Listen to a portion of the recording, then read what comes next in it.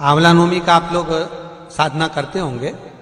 जब कार्तिक के महीने में आंवला नवमी का व्रत आता है तो जो उपास नहीं भी रखते हो, जो पूजन नहीं भी करते हो, उनसे मेरा निवेदन है कि स्कंद पुराण में कार्तिकेय के पावन चरित्र में स्कंद पुराण में स्पष्ट किया गया। और कल्याण का कार्तिक खंड पढ़िएगा, कभी योग लगे तो गीता प्रेस गोरखपुर का कार्तिक खंड पढ़िए। आप पढ़ेंगे तो उसमें मिलेगा आपको कि आंवला नवमी के दिन आंवले के पेड़ के नीचे घी का दिया लगाकर मध्याह्न से पहले, दोपहर के 12 बजे से पहले आंवले के पेड़ के नीचे आंवला नवमी के दिन कार्तिक के महीने में स्कंद पुराण कहती है, जो घी का दिया लगाकर पूजन कर कर अपना पल्लू पसार कर आंवले के वृक्ष की डाली में से उस पे लगी हुई थोड़ी सी छाल को अपनी अंगूठे और चीटी उंगली से अपने पल्लू में गिराकर ले जाकर लाल कपड़े में हल्दी के साथ अपनी तिजोरी में, अलमारी में रख लेता है। उसके घर में कभी बरकत की कमी नहीं होती, उसके घर में कभी संपदा की कमी नहीं होती।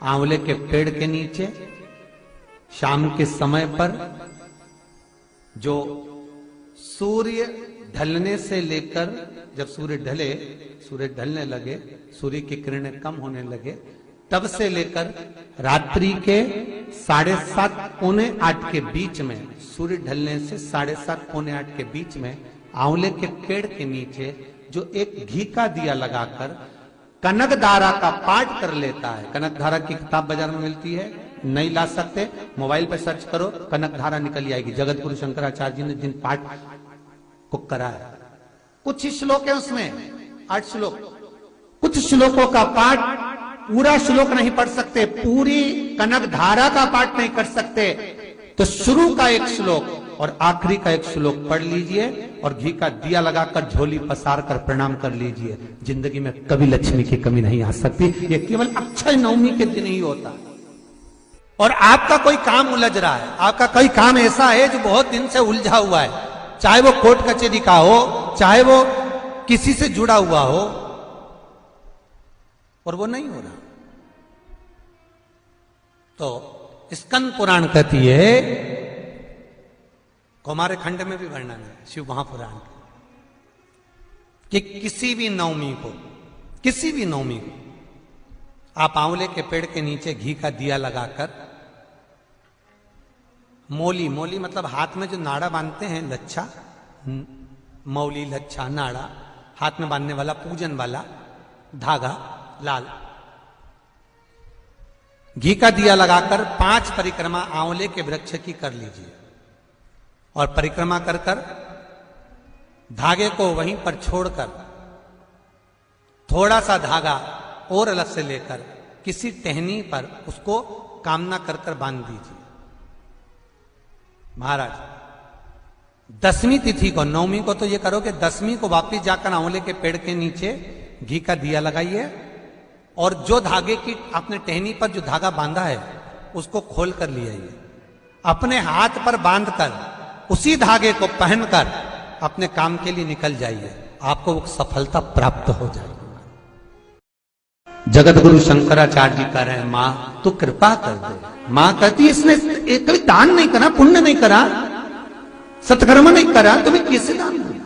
पूर्व में मान लो इसने जितने जन्म लिए, उस जन्म में अगर कोई दान नहीं दिया तो आज आंवला नवमी के दिन आज तो दान दिया है। लक्ष्मी जी बोलती है, जो अभी करेगा इसका फल तो बाद में मिलेगा। जगत गुरु शंकराचार्य जी कहते हैं, मां मैं आपसे केवल इतना सा मांगना चाहता हूं, इस कली काल में आप मुझे वर दे दो कि एक दिन ऐसा हो आंवला नवमी का, जिस दिन जो दिया जाता है उसका फल जीते जी ही मिल जाए। बस इतनी कृपा कर। जगत गुरु शंकराचार्य जी के शब्द देखिए।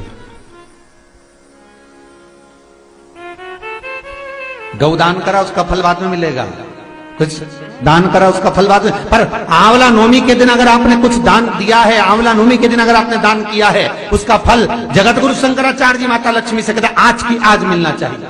उसका फल हमें इसी पृथ्वी पर रहते रहते इस साह शरीर में मिलना चाहिए। आज ही का दिन है महाराज, अक्षय नवमी। विष्णु पुराण कहती है, स्कंद पुराण कहती है, मान लो कोई आंवले का पेड़ आपने लगाया, बहुत बड़ा हो गया, उसमें फल नहीं लग रहा है, वो फलित नहीं हो रहा, बहुत बड़ा हो गया, उसमें एक फल नहीं लगा, तो किसी पवित्र नदी का, गंगा, यमुना, सरयू, नर्मदा, क्षिप्रा, मंदाकिनी, गोदावरी, किसी पवित्र नदी का जल आपके पास में हो, तो आज आंवला नवमी के दिन जो फल नहीं रहा हो, वृक्ष जिसके अंदर आंवले ना लगते हो, आंवले का वृक्ष बहुत बड़ा हो गया, फलित नहीं हो रहा, आज ही के दिन एक कटोरी में जल लेकर नारायण नारायण और शिव का स्मरण कर कर उस पेड़ के नीचे डाल दिया जाता है, तो वो पेड़ जो है, वृक्ष जो है, वो फलने लगता है, उसमें फल लगना चालू हो जाता। और इतने फल लगते हैं कि आपको आश्चर्य होगा कि इसमें तो फल ही नहीं लगते, पर इतने फल कहां से आ गए। अर्थात आज भी हमारी विष्णु पुराण, आज भी हमारी स्कंद पुराण, आज भी हमारी पद्म पुराण, भागवत पुराण आज भी कहती है कि आंवला नवमी का किया गया पुण्य, आंवला नवमी का किया गया दान, आंवला नवमी के दिन किया गया सत्कर्म खाली नहीं जाता। अर्थात जैसे जरा सा जल का सिंचन करने पर वृक्ष फलीभूत हो जाता है, उसमें ढेरों फल लग जाते हैं, उसी तरह हमारा किया गया दान पुण्य सत्कर्म, अगर हमने 1 रुपए का भी दान दिया है, गौ माता के निमित्तार्थ, मंदिर के निमित्तार्थ, वृद्धाश्रम के निमित्तार्थ, भोजन के निमित्तार्थ हमने कुछ भी लगाया है, आपने गाय को भी रोटी दी है, आपने किसी ब्राह्मण को भोजन कराया है, आपने आज आंवले का दान करा है, किसी सौभाग्यवती नारी को एक फल तक दिया है, तो वो तुम्हें मिलेगा, 1000 गुना होकर मिलेगा। कई लोग कहते हैं महाराज जी ऐसा होता है, इतना बड़ा पेड़ हो गया, हमारे यहाँ फल नहीं लग रहा है, ऐसा होता है कि आंवला नवमी के दिन जल छोड़ दो तो फल, तो करके देखो ना प्रैक्टिकल। ना महाराज कहीं जा रहा है, ना आंवले का पेड़ कहीं जा रहा है, ना तुम कहीं जा रहे, करो। पर विष और आस, जम के बोलो विश्वास, विष को त्याग कर आस पकड़ कर रखना, हो जाएगा। आज ही का दिन है आंवला नवमी का। महाराज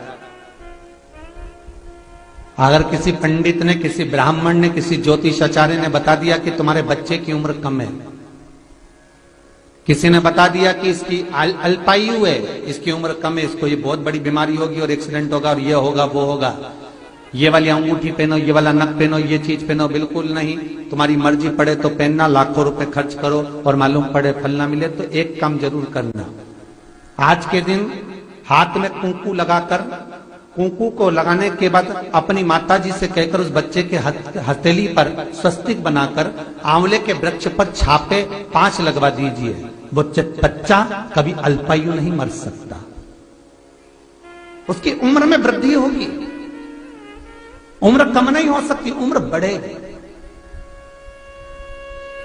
सौभाग्यवती माताएं आज आंवले के पेड़ के नीचे पूजन क्यों करती है? सौभाग्यवती माताएं आज आंवले के पेड़ के नीचे फल का दान क्यों करती है? सौभाग्यवती माताएं आज ब्राह्मण को भोजन आंवले के वृक्ष के नीचे क्यों कराती है? सौभाग्यवती माताएं आज आंवले के पेड़ के नीचे बैठकर भोजन क्यों करती है? अखंड सौभाग्यता के लिए कि आज मैंने अगर एक बिंदी भी दी है, अगर आज मैंने मेहंदी भी दी है, आज मैंने जरा सा कुंकू का भी दान आंवले के वृक्ष के नीचे करा है, तो उसका फल मुझे हजारों गुना मिलना चाहिए, मेरा सौभाग्य अमर होना चाहिए, अजर होना चाहिए। तो फिर लगा कि आंवला नवमी के पहले इस कथा को प्रारंभ करा जाए, क्योंकि भगवान विष्णु कार्तिक के महीने में आंवला नवमी के दिन जल में से शयन कर कर बाहर निकलकर आंवले के वृक्ष पर बैठकर शंकर की साधना करते हैं। फिर भगवान शंकर आकर एकादशी के दिन उनके नेत्र खुलवाते हैं। तो फिर ये कथा का आनंद सुख ऐसी लाभ पंचमी से, आज की पंचमी का नाम है लाभ पंचमी। आज के दिन जो दान पुण्य संकीर्तन सत्संग स्मरण जो भी हम करते हैं उसमें हर चीज में लाभ मिलना, घाटा कहीं नहीं जाना। आपने अगर गौ माता को एक रोटी भी अपने दरवाजे से दी है तो उसका भी लाभ मिलना। आपने कोई सत्कर्म कराए, भजन कराए, कीर्तन कराए, नाम जाप कराए, स्मरण कराए, आप जहां बैठे हो, जिस जगह पर बैठे हो, जहां आप विराजमान हो, उस जगह पर आप जो भजन कर रहे हैं वो सुख है। आपका भजन करना, आपका कीर्तन करना, आपका स्मरण करना आपको आज वो लाभ प्रदान कर दे, वो सुख दे दे। जगत गुरु शंकराचार्य जी कह रहे हैं